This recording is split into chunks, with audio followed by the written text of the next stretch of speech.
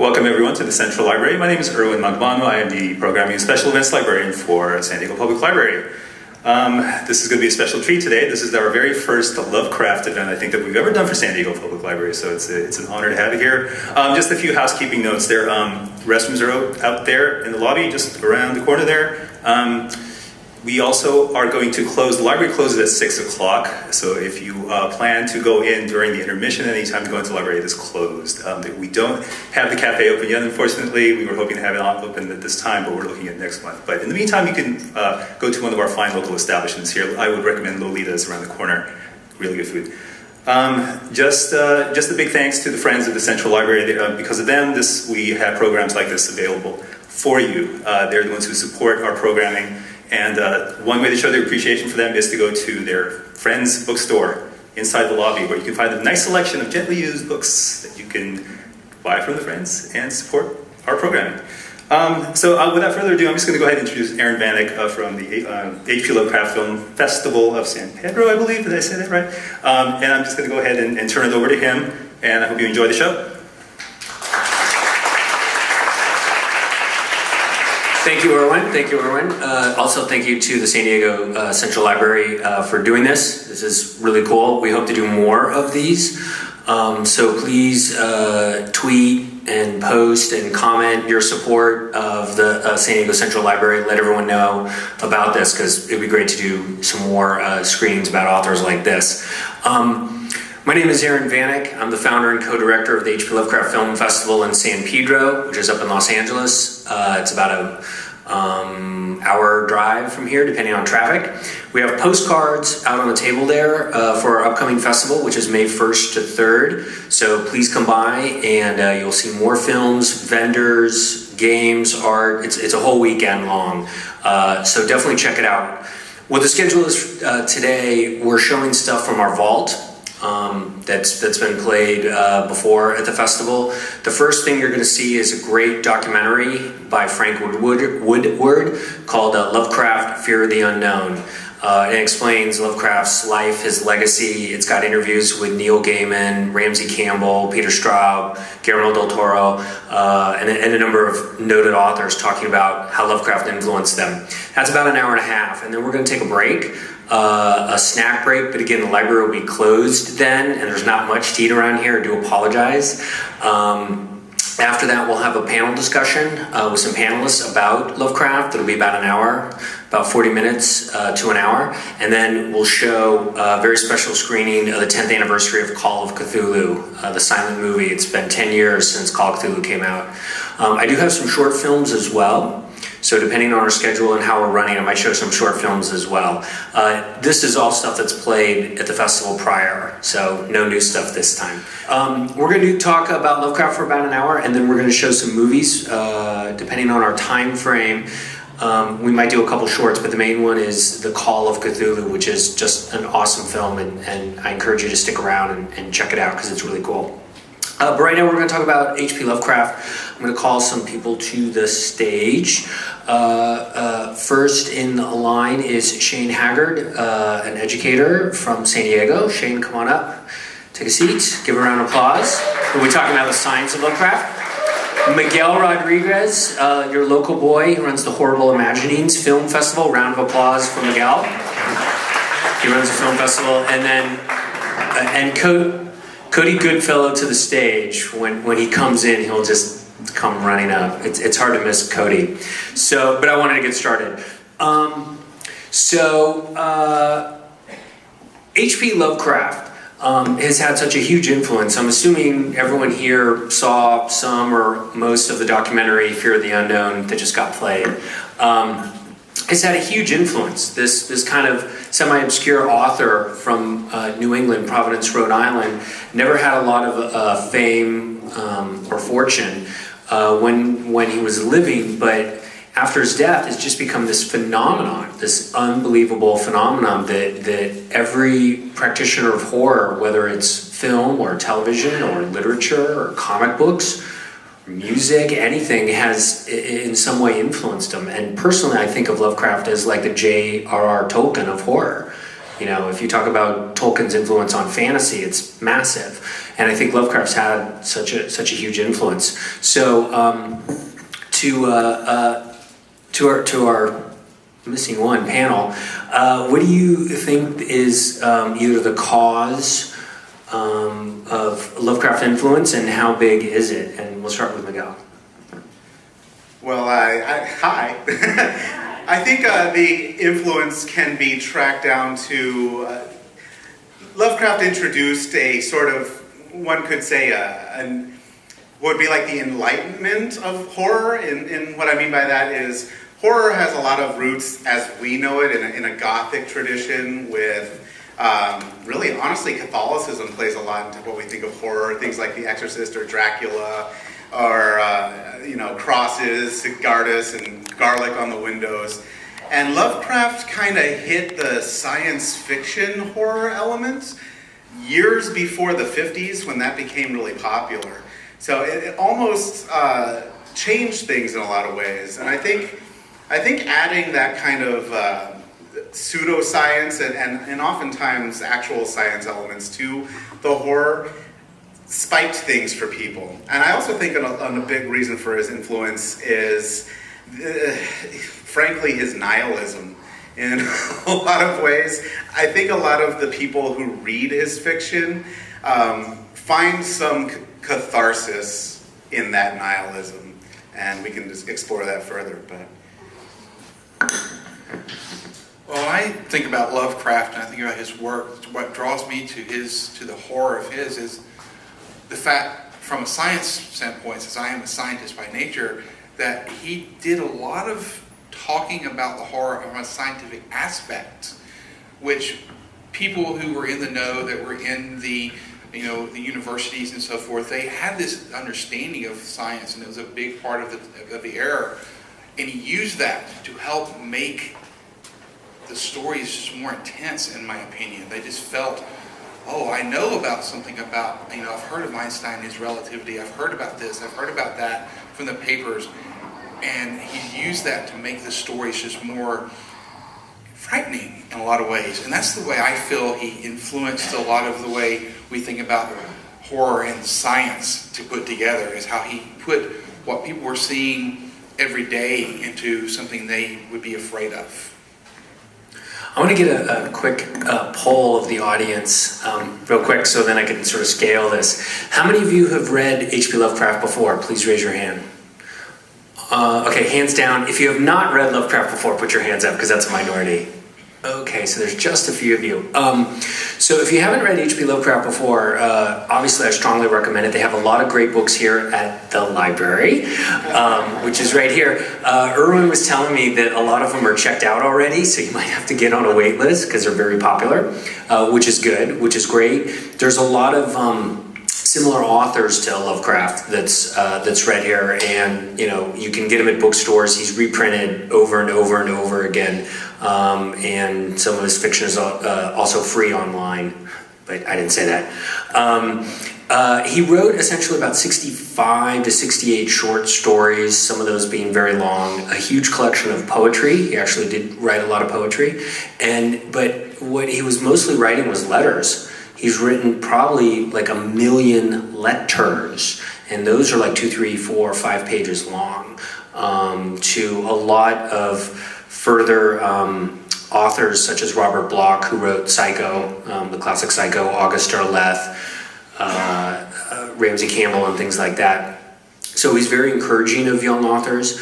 Wanted to help them out. He encouraged people to use the things that he created. So it was almost kind of the first Creative Commons situation. So Miskatonic University, and I think I've seen some people with Miskatonic shirts on, the Necronomicon, Cthulhu. He encouraged other authors to use those creations of his in his work, which I think is part of the appeal and what keeps him going, because he encouraged other authors to use this stuff, which means that other authors continue to create. So the Cthulhu mythos, his world, if you think of like a world, lives on after him, and it keeps going, and more fiction authors are adding to it, and they're exploring it and involving it. So even though Lovecraft, the originator of this stuff, is gone, he died in 1937, his legacy lives on. and it's very strong in films and comic books, in music, fiction, everything. So it keeps going, and you see this a lot. I mean, there's memes all the time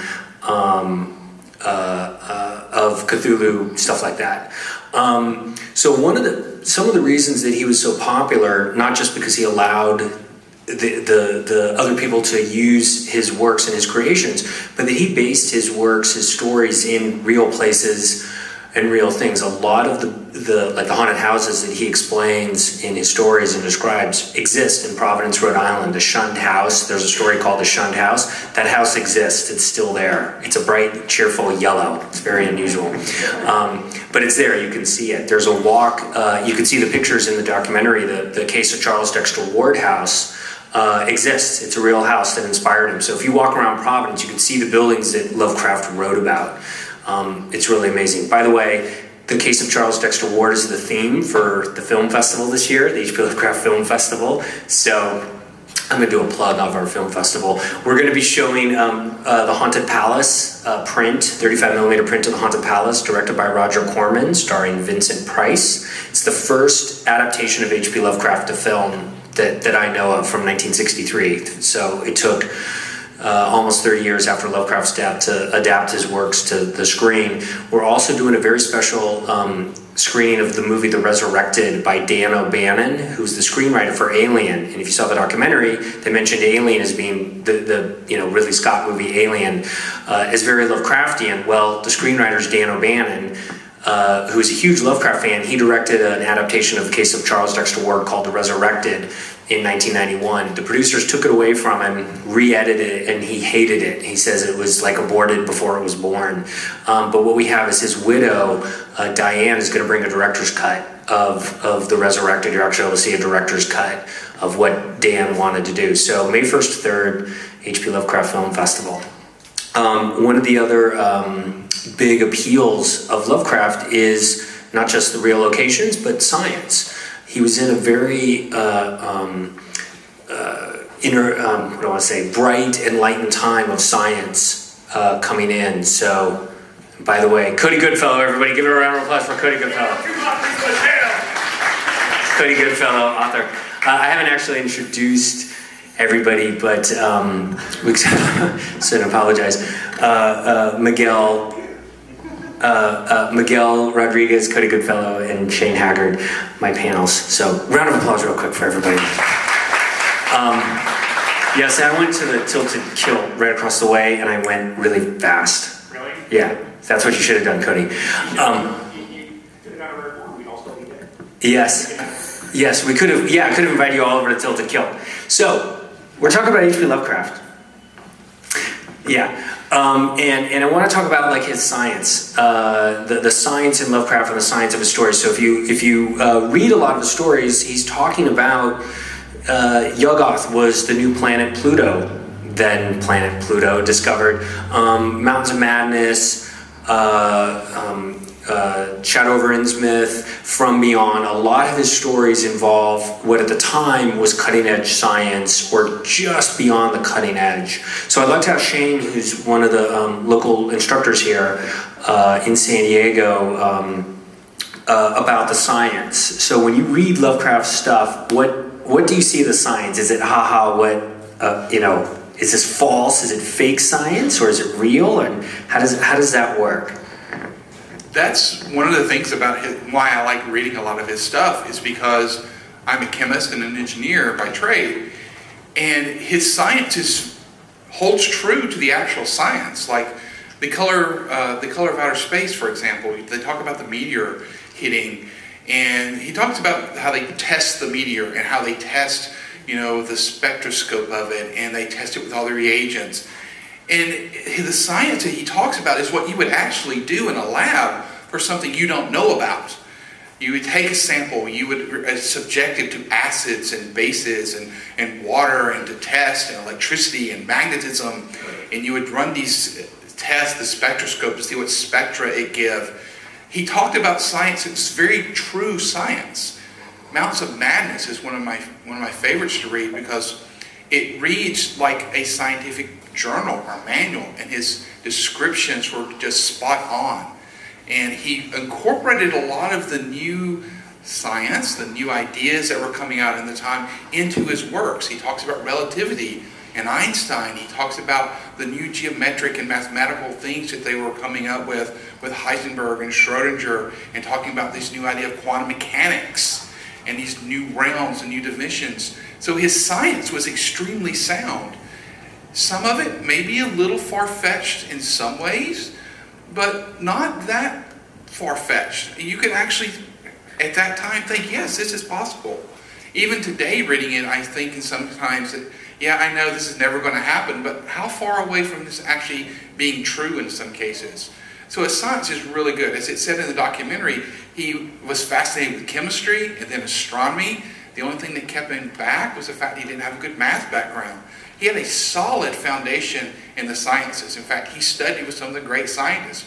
He had actually talked to Schrodinger and Heisenberg and talked about their theories and understood them and wrote about them in his works, which makes, from my aspect, an incredible read.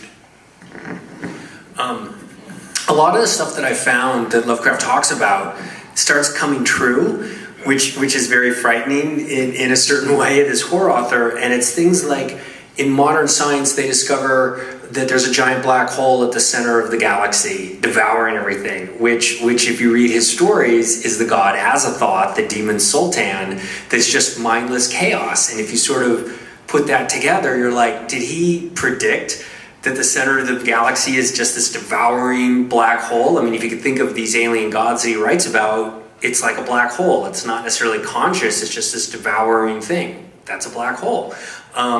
I found sometimes that islands rise in the sea. There's an earthquake undersea, and the seafloor rises to the surface, and that's what Relay is in Call of Cthulhu. It's an island that rises to the surface. That happens, and it sinks back down.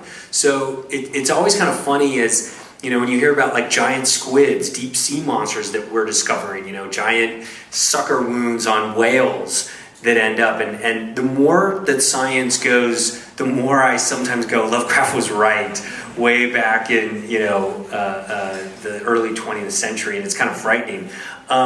Cody, talk about some of the influence that Lovecraft's had on the modern fiction, like horror fiction, weird fiction. Well, on modern fiction, Lovecraft was at a fascinating transitional period between the Gothic and the materialist genres of horror, and his work, as Woodward depicted, it spans that divide from Poe up through the science fiction authors, and when he was looking more to scientists than to literary antecedents. What was fantastic about what Lovecraft did was that he presented the horror of the world as it actually is, because increasingly as the 20th century was wearing on, and as the discoveries of, as the revelations of Darwin and Einstein and Heisenberg had begun to sunk into popular culture, and given that human beings were dealing with or refusing to deal with the relative age and scope of the universe and our very small, infinitesimal, and possibly meaningless position in it, Lovecraft managed to provide a face for that sense of that inscrutable other that we had to imagine was looking at us, and it rendered all the Gothic stuff that had come before relatively comforting. As Gaiman pointed out, yeah, there's still a god. There's still crosses still work. Garlic apparently has some sort of efficacy against fighting evil. So there are things, there are rituals there that you can engage in order to fend off evil. Whereas Lovecraft was saying evil isn't something from outside. It's not even evil. It's rather solipsistic to imagine that the thing is actually intent on working about your downfall. It's just what's next. It fascinates me how all of the Lovecraftian, all the other fiction that's come about since Lovecraft, and to this day, and I brought a box of stuff because if it has Cthulhu and a number in the title, I'm probably in it in the last few years. And so it's become, alongside becoming kind of commonplace, authors even presented with this fantastic canvas will try to soften the more harsh existentialist aspects of Lovecraft stuff and make it more about, you have to stop the virgin sacrifice from happening to stop Cthulhu from coming. Whereas in Lovecraft's fiction, he was always very explicit about, it's not a matter of stopping them. They're coming. It was theirs. It was always theirs. We can go on kidding ourselves for as long as that works for us, but there's no stopping it. And it's, when you look out at the nature, you look out at the sea and realize that the sea is all one contiguous organism, essentially, and that everything it swims in it is kind of an organelle. And you're confronted with the size of something like that that works perfectly well. It was working for hundreds of millions of years before us. And, well, we've got it down to about 50-50. We're winning that war on nature. But it'll be here long after us, essentially unchanged. It's very daunting to contemplate. And it fascinates me how even authors coming since then will try to soften that and try and say, you know, the great old ones are something that we have to stave off. They're something that we have to stop from happening, essentially making them into another kind of Godzilla, when that really was never the intent. And so the best authors, the ones who really, I think, get the point, and I think take Lovecraft's fiction forward, were authors like Caitlin Kiernan, who was in the film very prominently, also Laird Barron, who's working right now, and the late, great Michael Shea, who were able to show that it isn't something that can be fought against, but that there is a beauty to it, that perhaps if there is, and this is, you know, one of the rhymes of meaning that existentialist authors pulled out of, you know, the great essential emptiness of existence, was to be conscious and to be able to contemplate and to be able to attempt to witness the irreconcilable insanity of the universe is in itself sort of a purpose. Maybe that's what we're here for. And Lovecraft's characters, his protagonists, were essentially little more than a pedigree with an academic record and an intent to go get themselves into a horrible end. And so they were kind of a vehicle in order to get you to that place. And Lovecraft was very uninterested in anything that distracted from that, i.e., you know, ordinary human instincts, interest in the opposite sex, or the same sex, or sex at all, or you know, a lot of those things. And so there's one of the things that's really under addressed in Lovecraft's fiction is how deeply, not how he failed to understand human beings, but how deeply disinterested he was in human beings relative to everything else in the universe. You look at the generosity with which he does attempt to explain the unexplainable in his universe, and the depth with which he engages with that. And you can't really say, well, this is somebody who lacked the smarts to give his characters, you know, dialogue or things like that. It was irrelevant to what he was trying to do. And so it's a very Lovecraftian fiction. It continues to mushroom. It's always been kind of a small little niche, sort of a weird sort of neglected victory garden around the back of the jungle of genre and pulp fiction. But it's finally kind of nudging out into the mainstream, and if it isn't much wider, it's certainly gotten deeper. There are dozens of new releases every month, and there's you know, varieties and offshoots, almost speciation of these kinds of weird fiction, and yet they're all still sort of tethered to his universe. He's still the nucleus of this weird fiction renaissance that's going on right now. Thank you, Cody. I hope you got all that. By the way, we're recording this panel, and we have a live stream channel for the H.P. Lovecraft Film Festival. So if you're unable to come to San Pedro, which is only like an hour away from you guys here in San Diego, that's no excuse. We have live stream tickets available, so you can see us on stage. You can see the short films. You'll be able to see this panel again and things like that.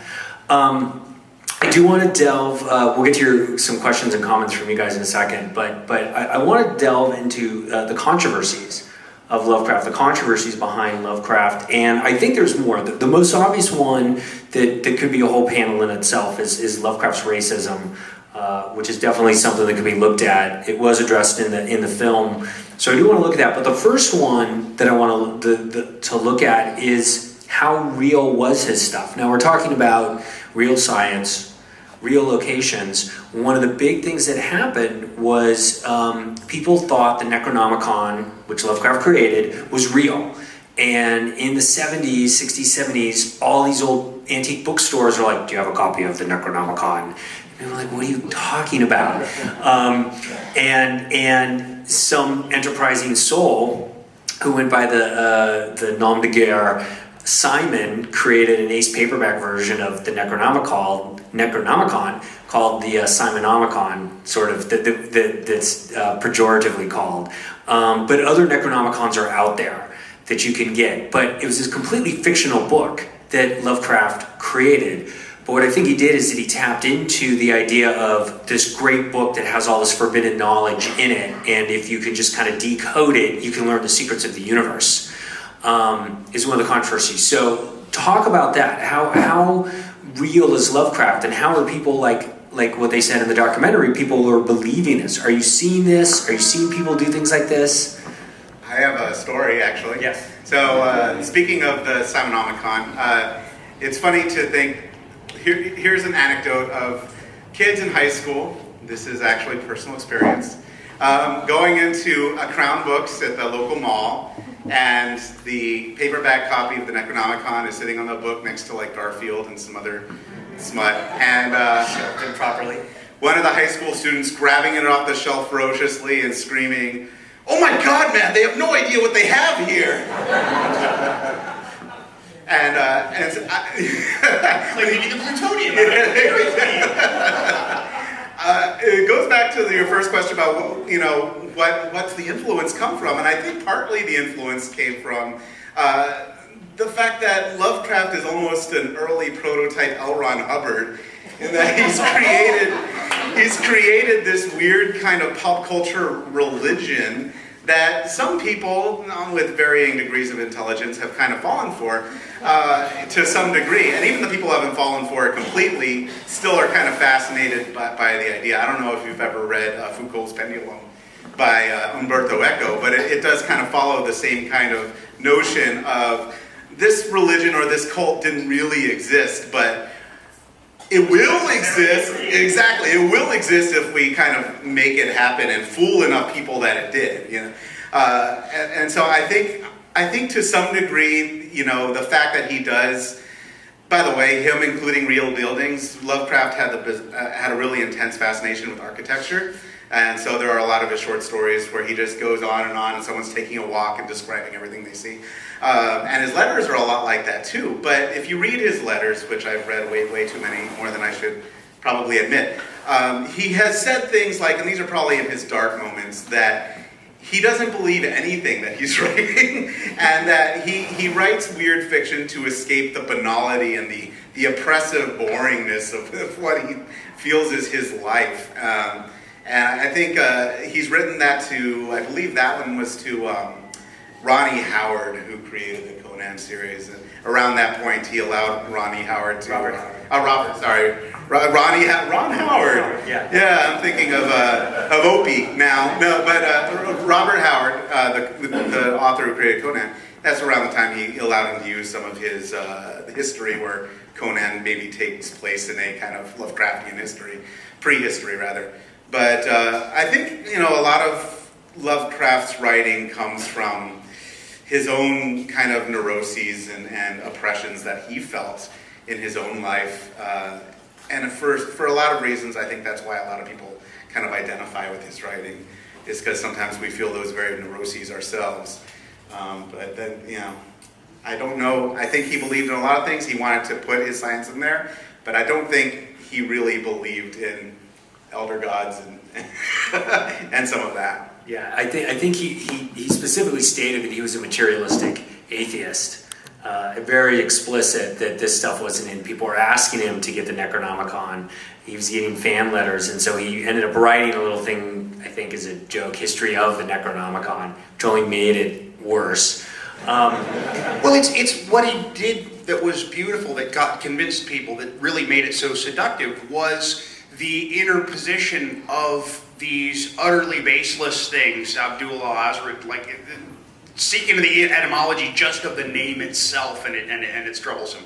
But the juxtaposition of pure fancy and actual documented historical fact, and he studied actual occult texts like the Liber Damnatus and the Hammered Witches and witch cults in Western Europe by Elizabeth Murray. And so he borrowed little bits of the traditions of actual ritual magic and occultism. And in his history of the Necronomicon, it's not just one book that's just been around. He understood that reality is a lot more complicated than that. And he understands that if you have layers, then it starts to seem more realistic, because the Necronomicon was written by Abdul al-Azri, who claimed to have been receiving visions and to have read texts in a nameless city in the empty quarter of the Arabian Peninsula that were pre-human. And so his text was then translated into Greek, and then into Latin by Olaus Wormius, and then into English by John Dee, who of course is a verifiable Elizabethan court magician to Elizabeth I. And so it very neatly dovetails and finds its way into verifiable Western canon of civilization.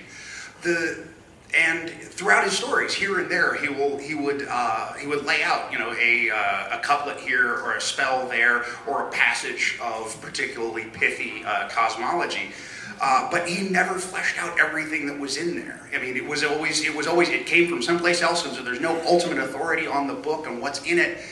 And then after Lovecraft was gone, you had people like Derleth and Lynn Carter, who in their zeal to flesh out the thing, ended up writing whole editions of the Necronomicon that are so commonplace and ridiculous. And if you wanted to tar somebody for taking entirely too much of their stylistics from the King James Bible, Lynn Carter's Necronomicon stuff. And yea, verily did he summon ye black goat of ye woods. And it just... It sucks all of the mystery out of it, because you're reading the thing going, that's not that bad. It's actually rather whimsical. And so if you don't know what's in it, as long as you always have just a fragment of it, and that is tantalizing and intriguing and off-putting enough, but you're sure that that's only a fragment. And it's only a scale on the beast, and the larger thing can never actually be encompassed. That's something that Lovecraft implicitly understood, was that the mystery is more important than the answer. In fact, he would end with no answer whatsoever. Because, I think my favorite thing he's ever written, of course, is supernatural horror in literature, which kind of explains his thinking about that, is the less you know, the scarier and more intense it is. It's a supernatural horror in literature is an essay you can get online. I'm wondering, do we have writers in the audience? Hands up, then we like aspiring writers. Okay. It's a very interesting thing to look at what Lovecraft's doing or not doing, as the case may be, because I think part of the appeal of it, it's so powerful if you don't describe everything, if you don't give the reader everything, it leaves blanks that the readers fill in. And you ask the readers to fill in the blanks and connect the dots. It becomes kind of an interactive fiction in a way. And when you ask the audience to do that, their worst nightmare is going to fill in the blanks when you suggest it or whatever it is. So it becomes much more powerful to that reader because they've invested part of themselves into it. To give a small plug of something, I did an alternate reality game here at the San Diego Public Library last year called Bookworm. By the way, Bookworm 2 is coming this year. And I did a puzzle I didn't know the answer to that I gave out to the patrons to solve. I didn't know what the answer was. And I said, you guys would figure it out. Good luck. It was involving Mayan glyphs, which they did within like 2 hours. But the idea was, like, I kind of knew, because it was a Lovecraftian themed game, I knew that leaving blanks, and in other words, almost like Mad Libs or something, leave blanks for your readers, for aspiring creators, authors especially. Leave blanks for your readers. Let them fill it in. Let them piece it together. Because if it works, it becomes so much more powerful because they've invested themselves into it. Right. Let's talk a little about... Yeah, you want to add on that? Well, no. Are we going to circle back? Sure. Yes, talk about that. Okay. The controversies. Yes. The film dealt with or introduced the subject of Lovecraft's racism, and you see an interesting spectrum of responses or non-responses there to it from the experts. It's fascinating because Woodward doesn't shrink away from it, because Lovecraft's racism isn't something that you could put into the context of the time. Yes, there were some really risible racists. Reverend Coughlin, whom I don't know if you knew about Reverend Coughlin. Reverend Coughlin was passionately extorting America to enter World War II on the Axis side. And he was very, very popular. And so there were a lot of vituperative scumbags beating the xenophobia drum at the time. Lovecraft's was, for somebody so intelligent, was particularly fascinating, and it's become a subject of controversy now. I don't know if you guys are aware the World Fantasy Award bears his likeness, and some authors who've received it have some real misgivings about having this guy looking down on them, going "filthy mongrel." And there's been real controversy about whether or not to change that, whether or not the award means that it's sanctioning what his beliefs were. I always had a very complicated relationship with it because I recognized it from the very first. I was in elementary school when I first got a Scholastic edition of The Shadow over Innsmouth, and I'm a native San Diegan. I was going to O'Farrell. Before that, I was going to Elizabeth Freese down in Southeast. And when I first got dropped into a class there, I was dropped into a Spanish language class, and none of the other kids spoke a word of English, and the teacher didn't speak a word of English. And they left me in there for about 2 months until they could figure out how to rotate me out into an actual class with people who spoke English and could find out enough about me to beat me up because my mom taught school there. But I was forced into a situation where nobody spoke my language, nobody could relate to me, nobody wanted to relate to me, to where I was basically detritus, trying to stay out of the way in this weird inimical environment. And I experienced a lot of racism. At the same time, when I was reading Lovecraft's fiction, I recognized a very intelligent, very passionate individual who was using his racism as one of many strategies to try and cope with fear that his fiction couldn't begin to address the concerns of. As a couple of the experts noted in the film, Lovecraft's particular terror wasn't just about other ethnicities whom he couldn't understand. Which that attacked his sense of outrage, because he'd come from a prominent New England industrial family. They were the rock rib salt of the earth types, and then that got ripped out from under them. And then of course you're going to look around for who's profiting off of it at our expense. But his particular terror was of miscegenation, was of the contamination of the blood. And I think his racism arose to a level of mental illness and a particular kind of obsession that it came from his father's death, because his mother, of course, mythologized what happened to his father, and she, in all likelihood, died from the syphilis infection herself, because she died raving mad just as he did. And so it was that fear of contamination, that fear of going out there and doing something with one of those people, and bringing it back into the home, and then everybody goes raving mad and they die.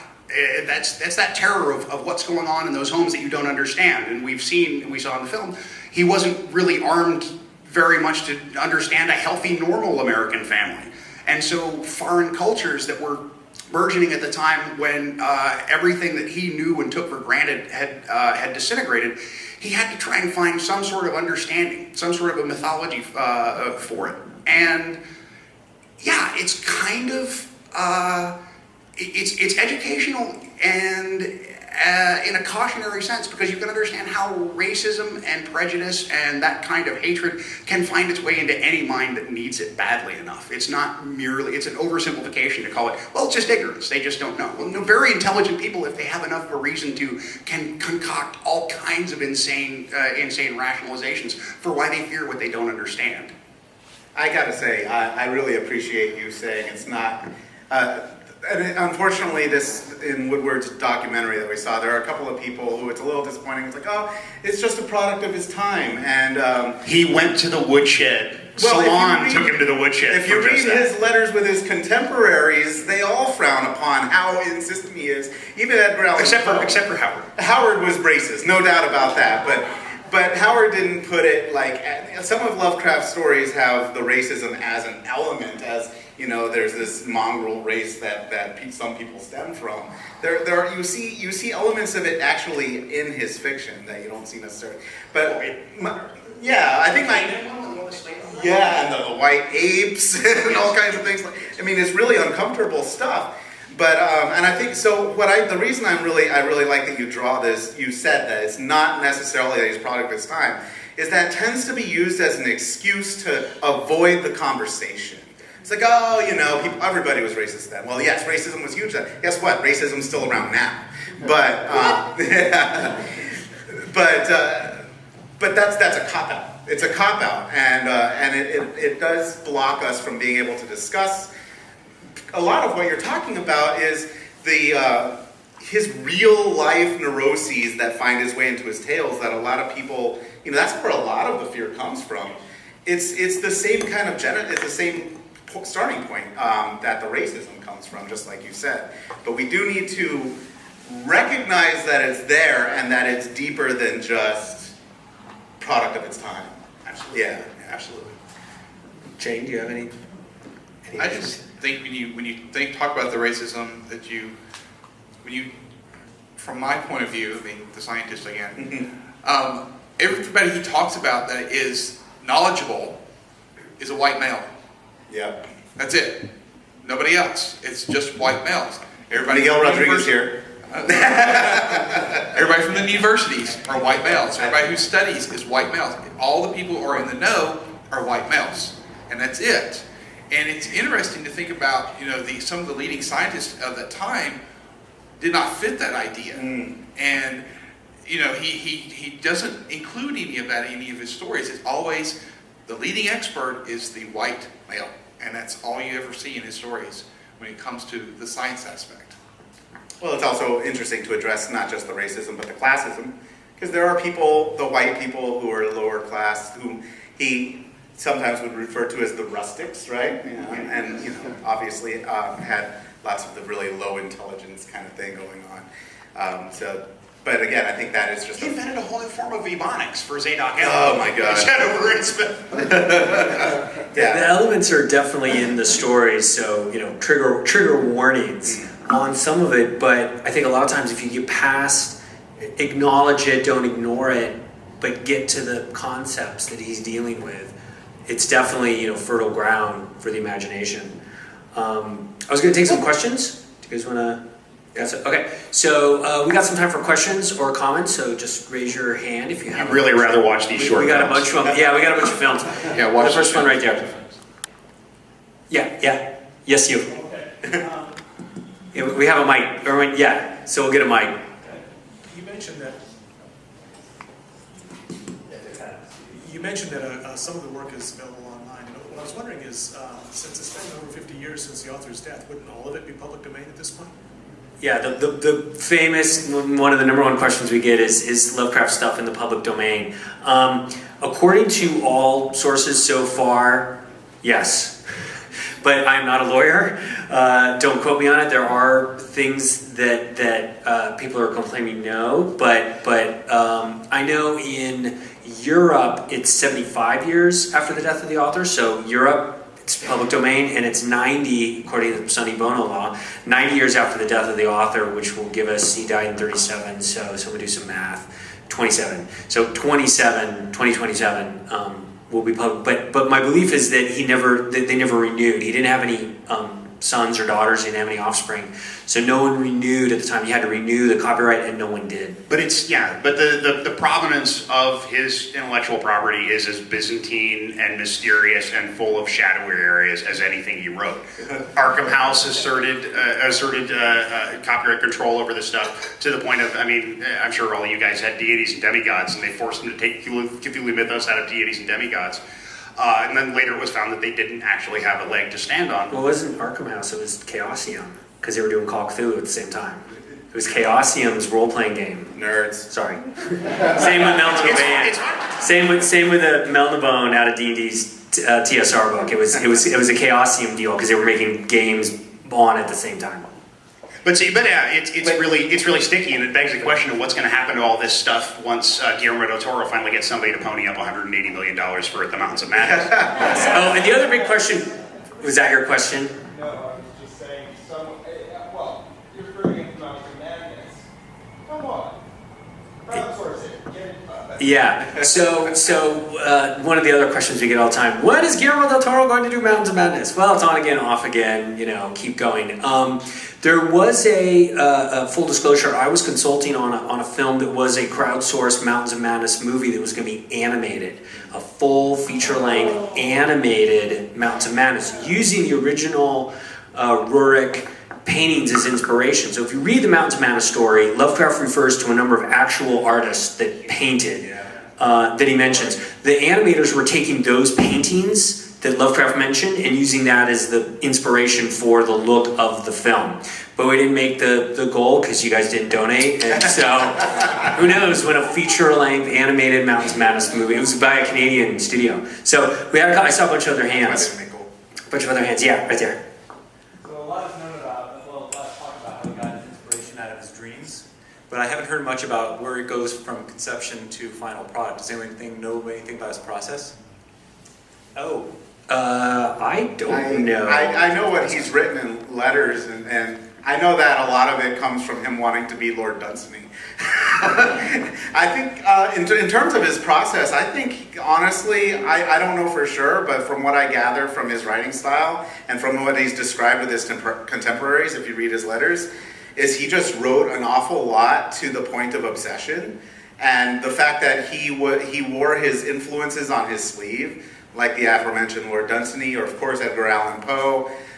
He actually ghost wrote for Houdini as well.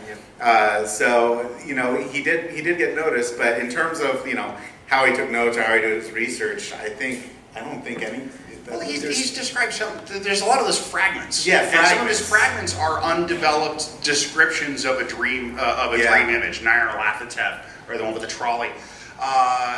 Dream Quest of Unknown Kadath. Yeah, he claimed to be a very deep dreamer, but he didn't really seem like what you'd call a lucid dreamer. And it seemed like he was kind of at the mercy of his dreams. And I think stories like Dream Quest of Unknown Kadath were attempts to try to harness and control his imagination and be the voyager in his dream instead of the victim of it.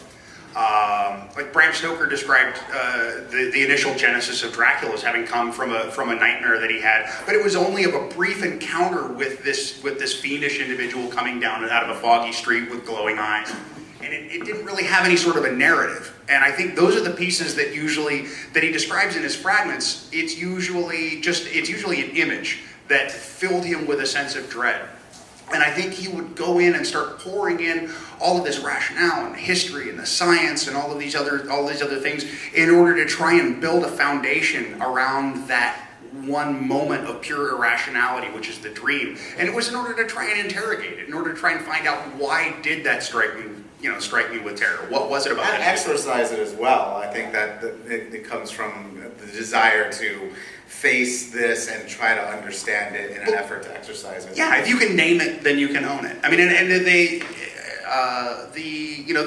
plushy Cthulhu things and stuff like that. A lot of the purists are offended by it, but the thing is, as soon as Cthulhu is essentially a caricature upon the dark. Once you look out at the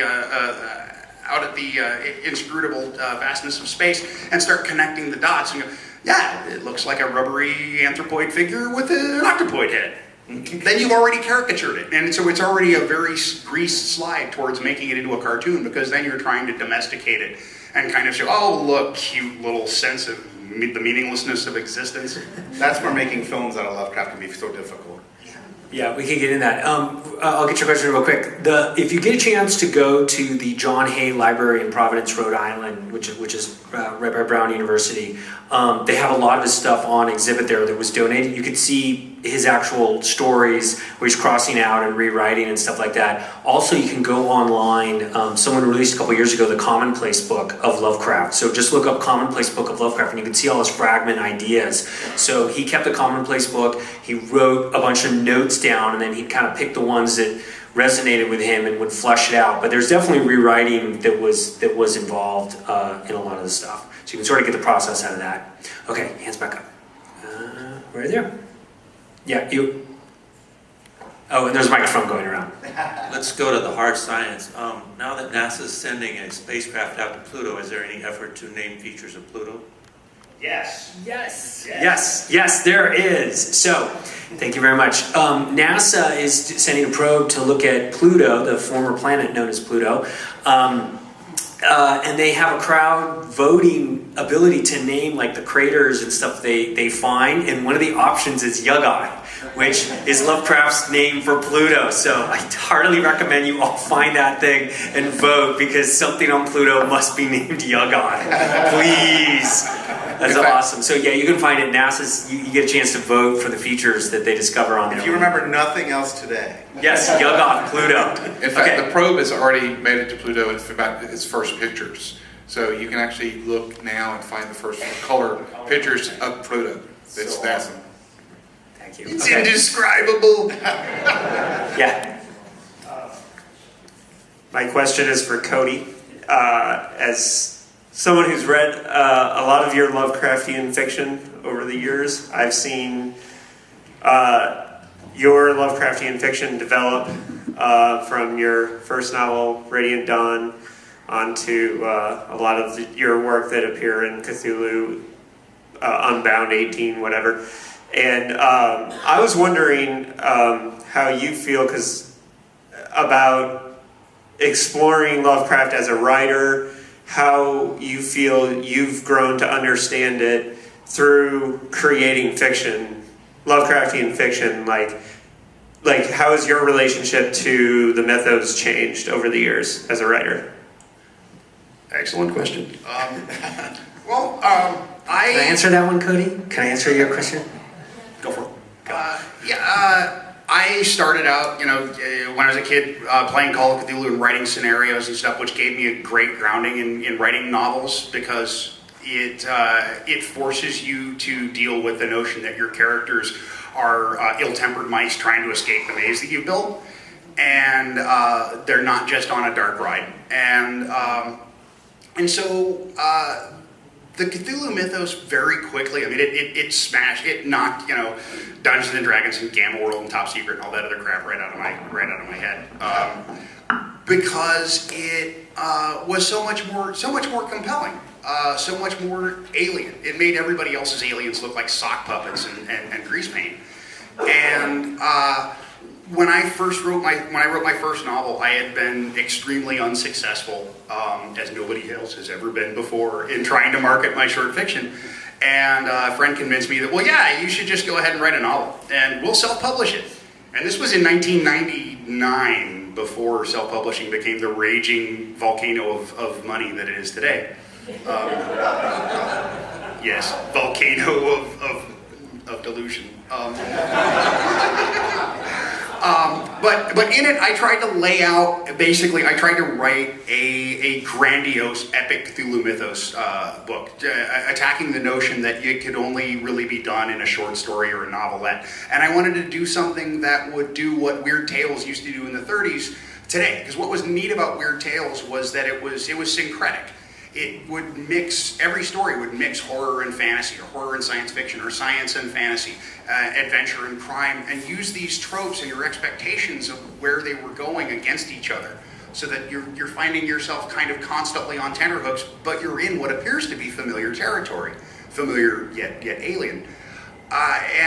And so I wanted to do something like that would have, all the kind of pulp tropes that are big today: military thriller, conspiracy thriller, police procedurals, end of the world action thriller stuff, and then have all of that, slam into the wall of these characters realizing that they're in a Lovecraftian Cthulhu mythos story, and they're all doomed, and trying to find ways of having knowledge and the energy that it takes to adapt to that knowledge become a fate unto itself worse than death. And so after I finished that book and the sequel, which answered all the questions, it wanted to be a 1,000-page book, and so we divided it into two, because if there's one thing people don't like more than, or like less than, a book by somebody they never read, it's a sofa leg by somebody they've never read. And so when I was done with it, I was finished. I was ready to move on and go to other stuff. I'd said everything that I thought I really had to say about it. And then, years went by, and a couple people actually picked up the book, and it started to become a thing. And I started getting invited into these anthologies and starting to look at new things to say with it, and found that there's no end of things to say with it, because the Cthulhu mythos, it's not just a little backyard, like Middle Earth or Narnia or something, where you can fill in all the cracks on the map, and then eventually you're just going to have to set up a tourism center and a AAA and some highways, and then put up billboards and shit. The Cthulhu mythos is like 7 leap boots that allows you to leap out into really, really strange, unknown territory, well beyond Lovecraft stuff. It's a vehicle for getting even further. And it's a mistake to just use his stuff and play around just in Lovecraft country or something. You can use it to do something weirder than other weird science fiction or horror today, if you're using it right. You could use it to make an anachronistic thing that wouldn't be of any interest to anybody who lived past 1930. Or you can make it something, you can use the Cthulhu mythos in a new way that it still has this power to speak to what we still can't understand. On that note, everyone should see his short film, Stay at Home Dad. It's describing that perfectly. Well, yeah. Well, as a stay-at-home dad, I wanted to try and take. I was looking at the notion of like that cosmic horror addresses irrational fear, and so I wanted to do what I guess you'd call a hygiene film or an after-school special about gender roles. And so you have a dad who's staying at home with the new baby because the mom is the breadwinner, and he doesn't want to. Put her on formula because that'll mess up her development. So he enters this experimental treatment where they inject him with hormones so that he grows breasts so that he can feed her his own milk, like you do. And he learns a valuable lesson about gender roles. Lovecraftian is all get out. It all pays off in the last reel of 2. But the thing is, it's I was using it as a test case to show that you can kind of use this as a way of explicating any sort of irrational fear, any sort of terror, that sense that I'm not in control of my body, of my environment, of my world, of my mind, of my species. And the fact that I don't control my species continues to gall me. We do have, it's just about, it's 7 o'clock right now, so there are a couple short films I want to make sure, time-wise on here. So how many questions do we have? Do we get one more question? Or no more questions? You guys done with the questions? Yes. That's an excellent question. So, good question. Okay. Thank you very much. Thank you very much to my panel, to Shane Haggard, Cody Goodfellow. This is actually a San Diego panel. This is San Diego. These are your names. I'm Los Angeles. This is them. So I have another poster giveaway. What besides Providence, what city did H.P. Lovecraft live in? Put your hand up. I think you were New York. Come on down, get a poster. Can I say one thing real quick? Yes, say something real On the quick. 29th, if you like tentacles, I'm showing It Came From Beneath the Sea on the screen here in this auditorium. I do a monthly series called Schlockfest here in the library. If you don't know about it, then shame on you. But this month, April 29th, Ray Harryhausen, It Came From Beneath the Sea. Tentacles. Do we have any